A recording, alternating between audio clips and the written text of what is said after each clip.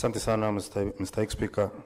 Mr. Speaker, ningetaka pia kusema kidogo kuhusu taarifa ambayo imeletwa na Senator Kakamega. Mr. Speaker, kuna mambo matatu ambayo yalitokea na lazima tuweze yote kuyang'amua.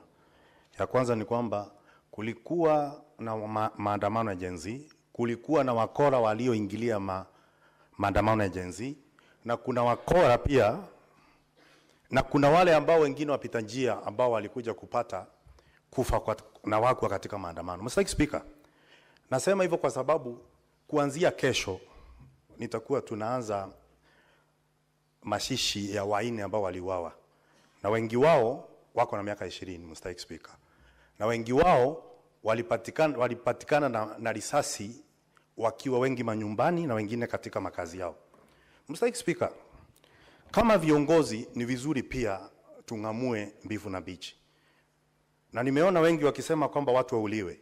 Watu wanafaa kuwa sisi sote ni watarajiwa katika kifo. Na kuna miti na komaa mahali ya kutengeneza jeneza zetu wakati tutakapokufa. Na kwa hivyo ni vibaya kati kiongozi kusimama na kusema watu wauliwe. Kwa nini nasema hivyo? Hizo Mheshimiwa Speaker ni kama hile inaitwa ila ya kwapa kunuka pasipo kidonda. Unapata watu wanafikiria wale wanauliwa ni wale, lakini sio sisi. Mr. Speaker, katika waini ambao nimetanja hapa, na ndio vizuri report tuweze kuletewa hapa. Moja, tumeshinda siku nzima tukitafuta cheti ya umbi ili aweze kufanywa upasuaji hauliwe. Alikuwa anafanya kazi katika Saimba. Lakini wale wote sijasikia mtoto wa kiongozi ambaye ameuliwa na bunduki, Mr. Speaker. Chambilecho kwamba kuku maskini atagi na akitaka angui na akiangua vifaranga uliwa na mwewe. Sasa wale maskini vifaranga vyao ndio vimeenda. Tungeomba kwamba tuwe kimya na tusiongee maneno mengine ya kuudhi ili tuweze kuwafanya waomboleze na kuzikana kwa amani, Mr. Speaker. Lakini Mr. Speaker, tumepewa leo kisu, tunanoa msumeno. Tuchunge isije ile msumeno ndio itakuja kukata msitu tunaojificha na kuachwa uchi.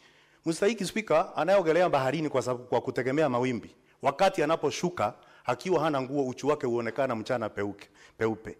Kwa hivyo ni vizuri tuchunge maneno tunayosema, wakora washikwe, wenye waliharibu mali na kuimba vitu na kuvunja mali ya umma, hiyo naunga mkono kabisa. Lakini pia waliouliwa pasipo sababu, familia siweze pia kupewa ridhaa ili waweze kutulia na waweze kuendelea na maisha ya hata kama tuweze rudisha uhai wao. Asante sana Mr. Speaker.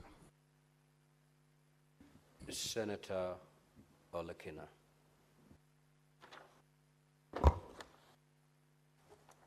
Thank you, Mr. Speaker. Mr. Speaker, I rise to support a statement raised by Senator from the great county of Mombasa. While I support this statement, I'd like to inform the Senator that I'm aware that as of October 4th, an additional carrier, which is Turkish Airlines, has been granted a frequency of about 3 flights directly from Europe to Mombasa. The debate over prioritizing local carrier over other international carriers in terms of business, sometimes it's quite complex, and it leads to local people being charged quite a lot. So it is imperative that, although I appreciate the work which is being done by the Cabinet Secretary for Transport in terms of opening our skies, it is also important for us to ask ourselves whether Kenya Airways can be saved. And I think this is where the debate is on why it costs 25,000 shillings one way, where in Europe you could fly from London to Milan for about $300. So, Mr. Speaker, it is imperative that we look at and we broaden this conversation to see whether we can encourage low taxes for other locals to be able to come up with more carriers, and also for the Ministry of Tourism to be accommodative in terms of giving licenses for local. I know that there's a company called Skyward, which is now going to Mombasa, and we don't have a lot of other carriers. I know for a fact that Kenya Airways is our pride, and we must protect it.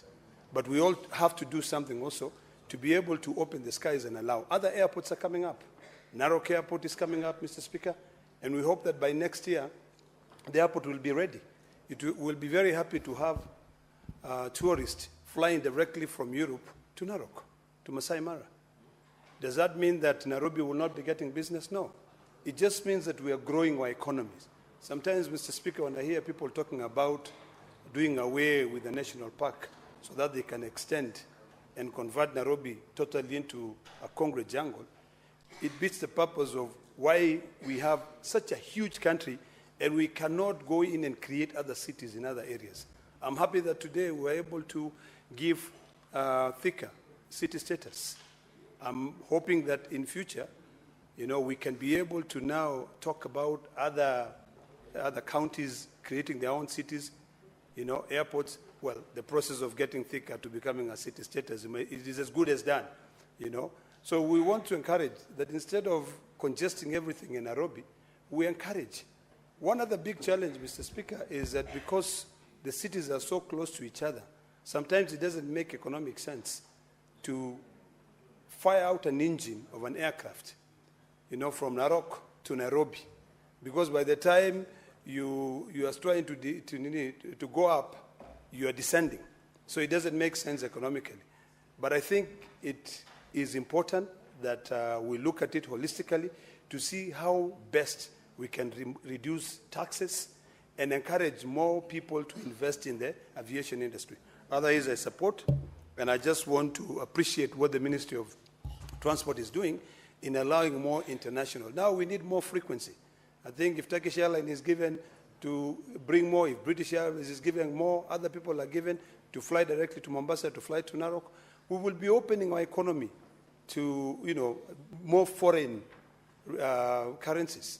Right now, I'm very happy that we've been able to increase our foreign reserves to quite a lot of money compared to other years. I think it was about, 14 trillion or something like that, or 1.4 trillion in foreign reserve.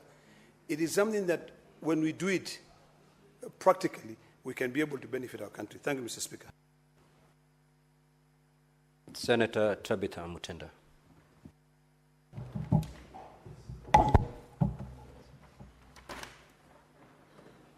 Thank you, Mr. Speaker. Allow me to support the statement by Senator Kamar in regards to the consultation of the draft model of the law of labor migration.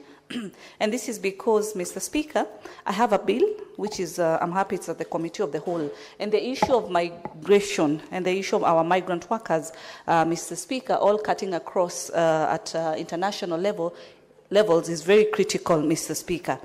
I'm happy that she's able to note also that I've been able to make severe strides, and I also request that the same priority be put by the Committee of the Labor and Social Welfare, because matters that are affecting our migrant workers across the country, Mr. Speaker, are very critical. We've seen families, some that have really positively succeeded working in the Gulf countries, others that have also suffered in one area or the other.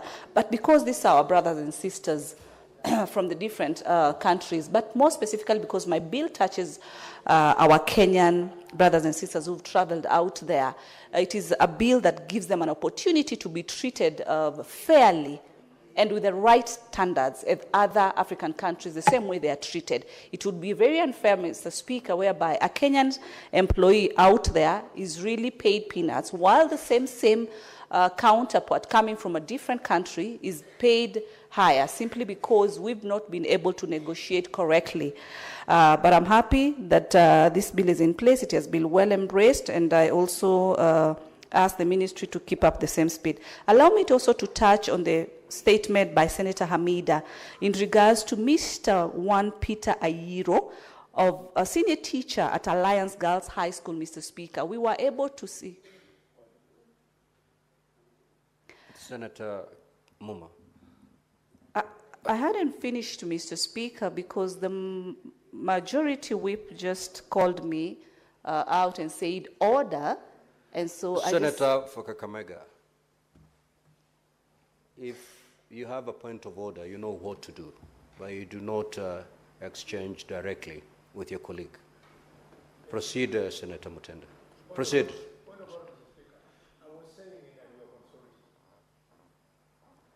So then why engage your colleague directly? You could have been patient. I will, of course, give you an opportunity to raise your point of order. Proceed, Senator Mutenda. Thank you, Mr. Speaker. I rise also to continue and support Senator Hamida's statement, which... Yes, Senator Kakamega, what's your point of order? Is it in order for the Senate to comment on a statement moved under 52(1), which is exactly what she's doing?